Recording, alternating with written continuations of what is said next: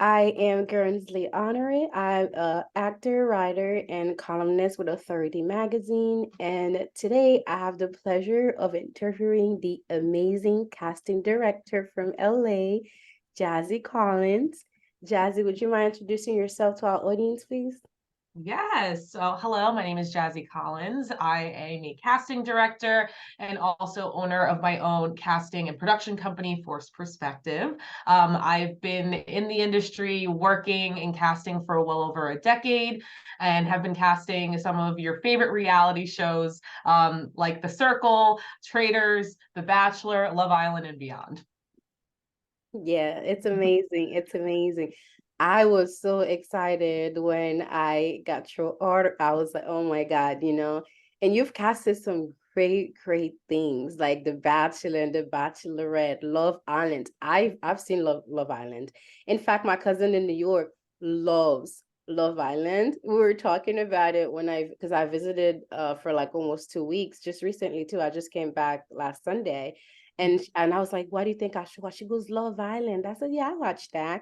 And then I'm like, and she said, I just love it, like she's like glued. She doesn't hear anything when she's watching Love Island." So, you know, It's definitely a guilty pleasure for mhm. sure. It's amazing. It's amazing. And you watch out for big girls and Amazon, you know. Y- Yeah, you Yep. have done some amazing, amazing work. So I want to thank you again for your article. It was very insightful. I started I really acted like on and off. It started from Catholic school, so I did like plays and stuff because every holiday Catholic school had something. And I was very, very shy. So my parents really made it a thing for me to get involved in like theater and stuff so I can open up more. And about like 6 years ago, I started like acting more professionally, It was more like little gigs because I was always like very shy. I don't do auditions. I don't like them. I remember one time I had an audition and there were 12 casting directors and I just freaked out and I forgot all my lines and I didn't get the part. So I'm really, really happy to have you here today and talk to us actors, about different things. I did read your five advice that you give to us, like checking our emails, conduct our interview in a quiet place, and great energy level, telling a story and being ourselves and stuff. But it's so hard when you're like it could be hard when because you're like being watched and because like your performance lends you the gig, so it adds like an extra level of like nerves and stuff. And I just wanted to know if you had any tips on how we can overcome audition nerves. I'll take anything you have. you know Help us here. Absolutely. One of my favorite things to do before anything really big, whether it be, maybe a job or an audition or whatever that is, I think it's really important to do something that you love. So whether it be, I love to go for a run in the morning, or I like to meditate or whatever that is, you need to center yourself first before you get into something that's really nerve-wracking. It also gives you the opportunity to build those endorphins up and the excitement for something that you love to do first, and then let's prioritize the job second. I think a lot of people just get into their own heads when they first enter an audition room, and it's really important to just take a moment, breathe. This is you're not going to be doing any brain surgery here. You're not nothing. No one else's life is on the line, and I think just thinking about just moving through this in your own pace. You got this, and then just proceed forward. Okay, thank you, thank you. It's good to know. It's good to know. Another thing I read on your in your past interview that really stuck out to me was the fact that you said it was okay to keep in touch with casting directors and build that relationship and stuff. And personally, so myself and people that I know that are close to me, we always like feel like, oh, if you reach out to a casting director, because if you don't see something immediately on their page, it doesn't mean that they're not working on something. Right. Maybe they have a casting notice coming out, or maybe, maybe you had like a part that was given to somebody and it's not working out, and you may need somebody, but you don't want to be a burden to the casting Mhm. director. You don't want to feel like you're annoying them and stuff. So what do you have to say about that? Because you said that you're always happy to talk to somebody who asks you about casting notice. Yeah, absolutely. I am all about, answering Instagram DMs. A lot of people slide into my DMs on a day-to-day basis and ask me like, "Hey, what are you working on?" or "Is there any other shows that are casting right now?" And I'm always all about, if I'm not working on a show that might be working for you, I'm all about sending you, casting notices from my colleagues. So there's a lot of times that there was someone that slid into my DM and then they ended up on a show because I was just like, oh, this person would work perfectly, and they're top of mind because you see them. So I am all about, send me a DM. I will talk to you. I can point you in the right direction, and we can kind of go from there. Okay, all right. Well, I'm sliding in your DM tonight. Come on through. Come on through. Okay, that's great to know. That's great to hear. So how do you say that you typically approach casting process from like the initial audition to final auditions? How do you usually go about that? Yeah, I mean, for the unscripted world, it's a little bit different than the scripted world. So, usually I get brought a project, and then I speak with the production company and the network, and they let us know like what their overall hopes and dreams are for this cast. And then from there, we narrow it down, and we really take a diverse approach with our casting. I think it's really important to tell stories that are not usually told on TV. So sometimes I stretch it a little bit and get, some people that normally wouldn't make it on TV, and highlighting other, diverse communities. Um, for example, maybe a game show, we're really looking for those big personalities. We want people to shine on camera, be excited. But if it's something more of a strategy based show, you want to make sure these people have the intellect, and ready to really play the game on a different level. If it's a show like Love Island, obviously we want more attractive people for the show, but people that are also willing to put themselves out there and kind of do anything to find love. So it obviously all depends on the show. But from there, we, submit our cast. The most important thing is our team within the casting process. We have our casting producers that are there, that are, the ones doing the interviews. We have our casting editors that are narrowing those interviews down. But it also really starts from the bottom, which is the casting associates. They're the ones that are scouting. They're constantly looking for the new talent. They're looking on Instagram, they're looking on TikTok. And then from there, as the casting director, I'm the biggest cheerleader at the end of this. I am here putting all of this together, submitting it to network and the production companies, and they're the ones that eventually make the final decision. But I am there to be like, no, I want this person on TV, and this is the reason why. Mhm. That's very nice to hear. Thank you. I once a casting director told me, she said, "Well, believe it or not, we're on your side because we want to Mm-hmm. make this easier on us. So if you could nail this, we want you to nail it just as much as you do." It's practically what she said. She said, because if you nail it now, I don't have to go through like 100 more people. But I feel like Exactly. for us, it's like we're being analyzed and graded, and we It just almost feels like you're in school all over again, Mhm. right? It does feel like you're in school. Yep.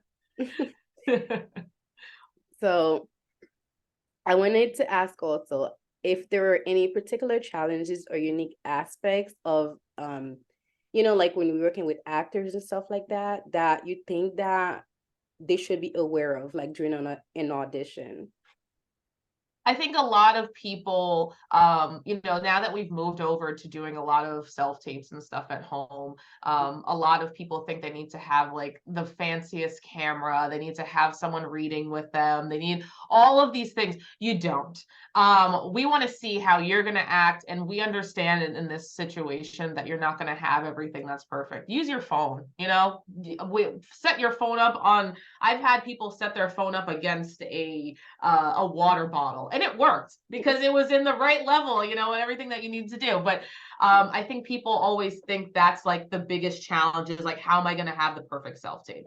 We're not expecting you to have the perfect self tape. We just want to see how you perform, and submit on time. See our deadlines. There's a reason why we tell you when to submit things, and people try to stretch it, and I'm like, don't stretch it, don't stretch it. Like, we have to get this into client, at as soon as possible. And if you submit like 3 minutes too late, a lot of the times you don't make it.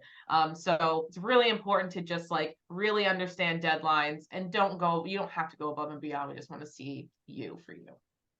Okay, thank you, thank you. Very insightful. And so what other advice would you say that you can give to actors who want to stand out and make a lasting impression on a casting director? Because as you said, sometimes maybe not this project, but maybe something else. So how do we make sure that we're remembered and you could think of us for future projects? A lot of times what I like to do when I send out, obviously the selects and if they don't even get selected for any of the castings that I'm working on, I send a follow-up email and say like, hey, let's stay in touch because there's another project that I think that you might be good for. So a lot of casting directors do this. So you don't have to worry about like, oh my gosh, like I totally failed on this audition. Like there's absolutely no way. There's a lot of people that we pull from other stuff that we've already auditions for, then we just bring them on for the next project. Especially if there's a lot of times that client is this very particular on a look that they want, and a lot of times because of that, someone that I think might be more talented or worth it for this project doesn't get it.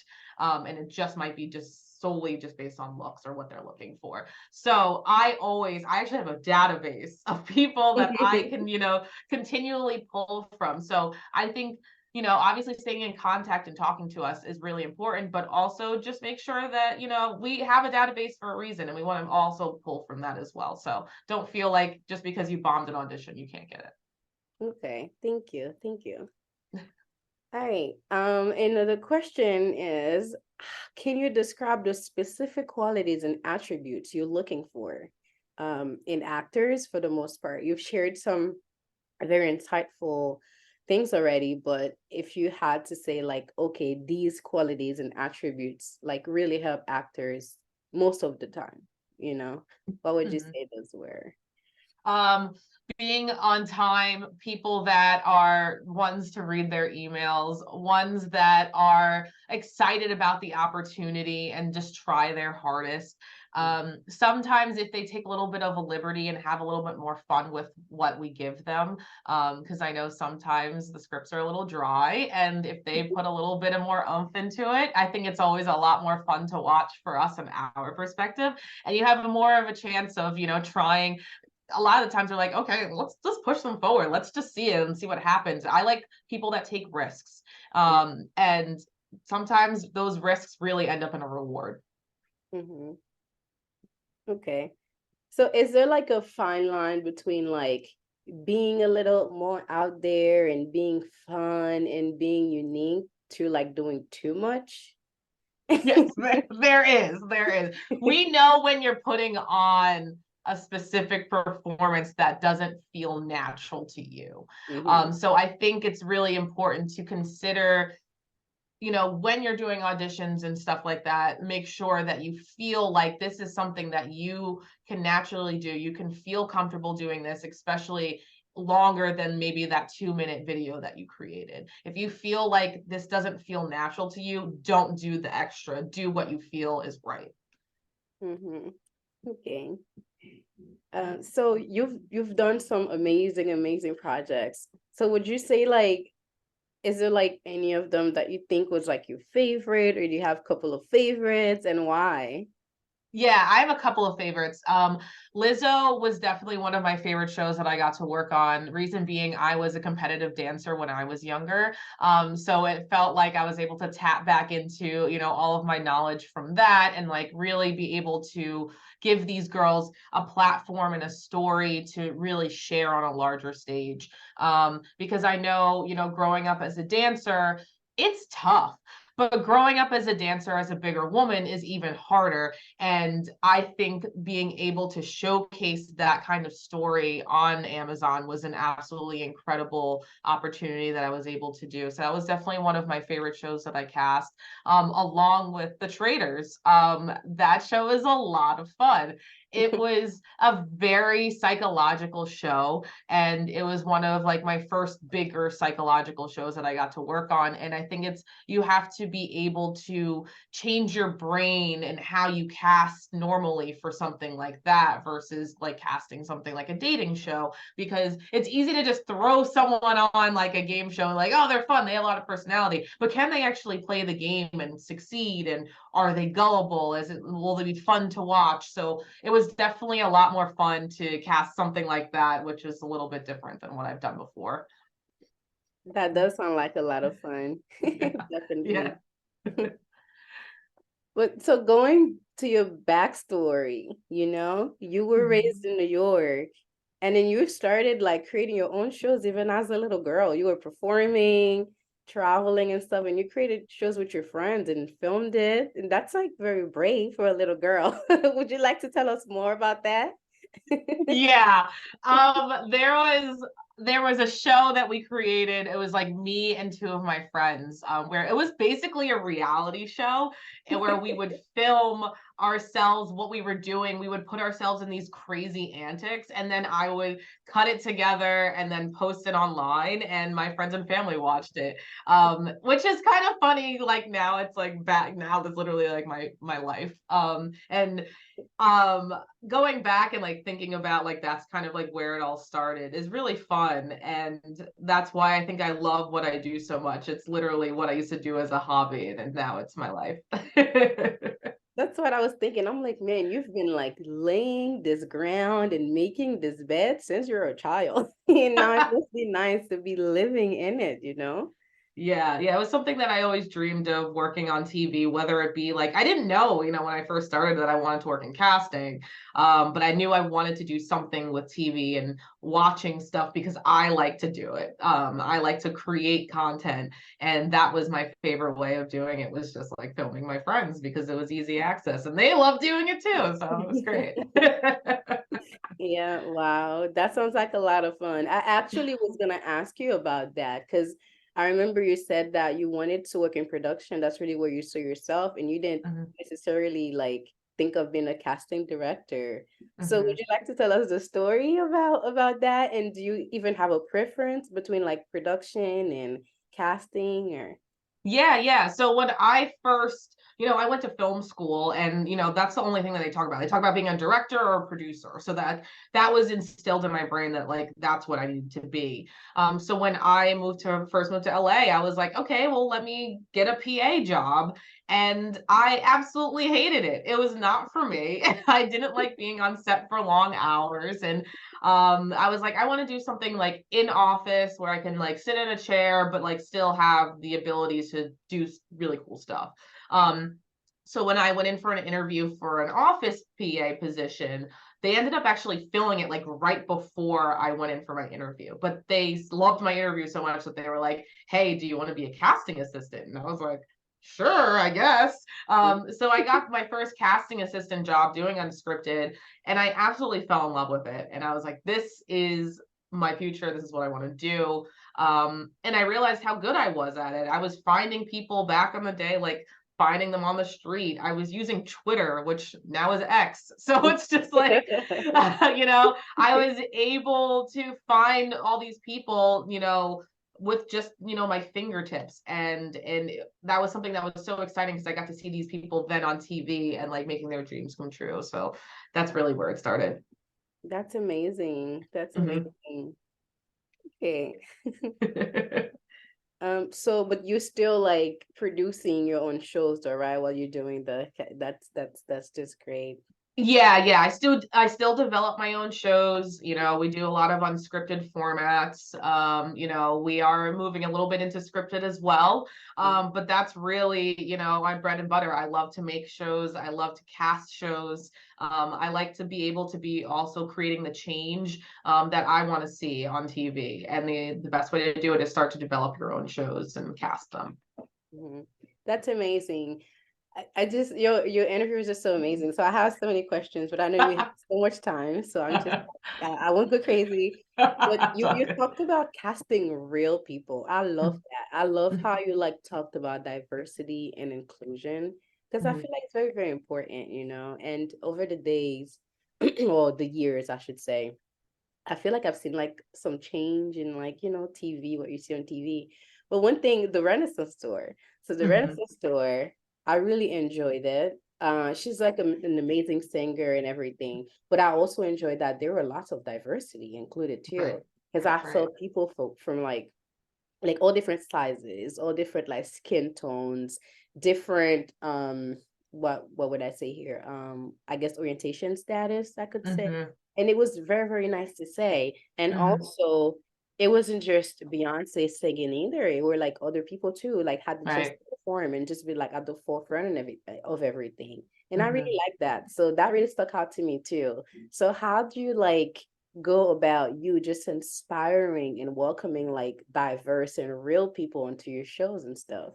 Yeah, I think it's really important to have what the actual audience looks like on TV. I think when I was growing up and I was watching TV, I was seeing a lot of stereotypes of what people assume these different races are. And there's so much complexity that there actually is within every other race, orientation, your heritage, whatever it is. There's so much more. There's a diaspora of it. And I think it's really important to focus on that. So, when I started my own company, I made sure that like the shows that I was going to take on, I would have the ability to cast these type of shows. And if I was given the opportunity to, just take on a show, I still want to make sure that we have the diversity within the cast because that's who's watching it.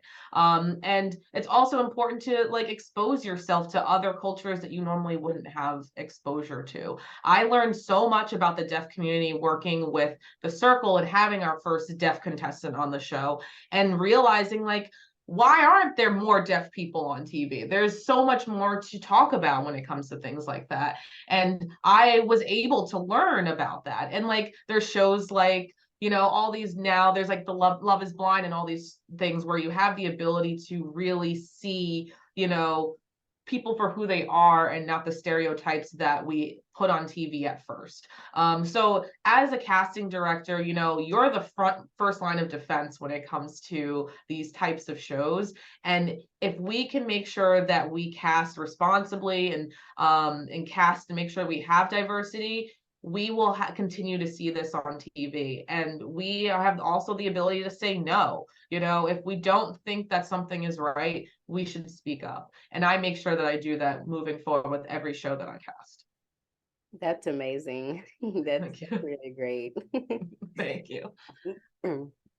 And another question that I have. So this one is because I have a producer that we're friends. We work pretty closely, and he disclosed to me one time that it's very important to be coachable as an actor.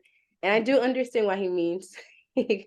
But do you have anything to say about that? Can you say that you've like encountered challenges with actors that didn't want to be coachable, or do you have anything that you want to say and why it's so important as an actor to be coachable once you're in set and everything, once you learn the role? I'm sorry, what did you say? What's the word that you said? Oh, coachable. Culturable. I've never heard of that word No, before. no, not. I think it's my throat. Oh, it's all Like good. people who are like you can coach them. So coachable, Oh, coachable. Sorry. not coachable. It's. Listen, I'm nasal. I it just. I'm It's still battling a cold. it's all good. Coachable, yes. Yes. It is important to be able to take direction because no actor is perfect. Even the actors that are at the top, they all make mistakes. And even, casting directors, we all make mistakes. And you have to be able to grow from failure. So I think it's really important to be coachable. You have to be able to take direction because every director is going to direct differently. Every casting director is going to direct differently. Every producer is going to want something a little bit different. So if you cannot learn to be able to be flexible and be able to move in whatever environment it is, it's basically going to be the end of your career. So yeah, it's absolutely incredibly important for All right. Thank you so much. that. And another question I had was resume. Do you have any advice as to, when it comes to like formatting your resume? Are there like certain things are like more important than others, certain things that you could accentuate on more than others, or I always say lead with your best. You know, if you have a one time that you were an extra on, you know, a big HBO show, lead with it, because that's the biggest thing that you're ever going to see. And a lot of times people are like, oh, okay, great. And then, you know, go from there. Obviously, separate it. So if, you know, it's not all just mishmash, but I think that's considered, you should know that by now. Don't have, you know, your commercial stuff with your, you know, feature films. So, you know, separate it. If you're more of a commercial actor, lead with that, and that's totally fine. But also, it's really important to have great reels. I think a lot of people rely on the resumes, but a lot of the times casting directors don't have time to read the resume. Let's just go straight to the reel, and your reel needs to be really strong. Lead with your best, but also make sure you have stuff with you speaking. There's so many things that I have seen, that so many reels where it's just like they're only like in the background and just look off to the side, or they have like some sort of emotion when it comes to a scene, which is great. I want to see the emotion, I want to see how you are, but I really want to also hear you speak. So make sure you include those up front, because we want to hear what your voice look. Can you do an accent? All of that stuff is really, really important. But yes, I think reel is stronger than your resume at this point.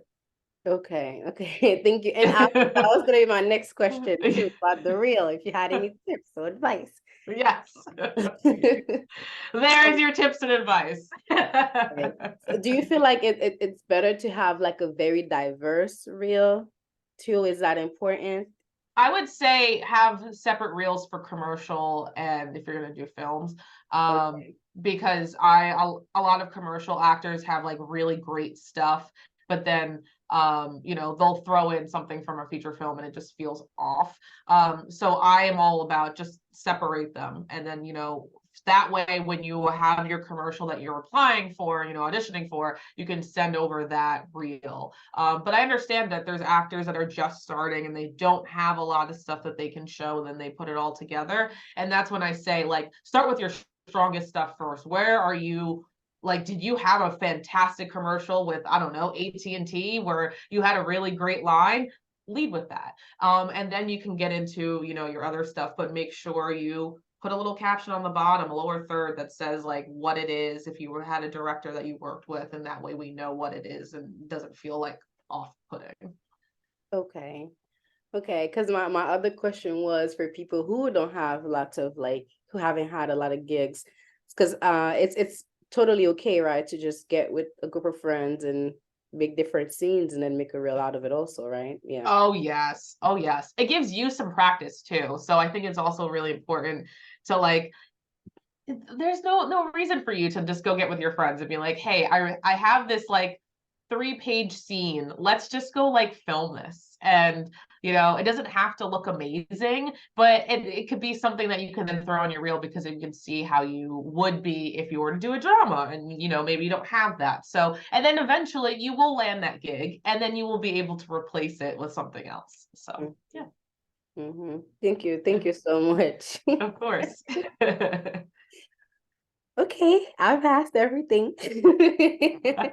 So thank you so much for just being patient and transparent and just letting us know all the little casting secrets and giving us the green light to slide in your DM.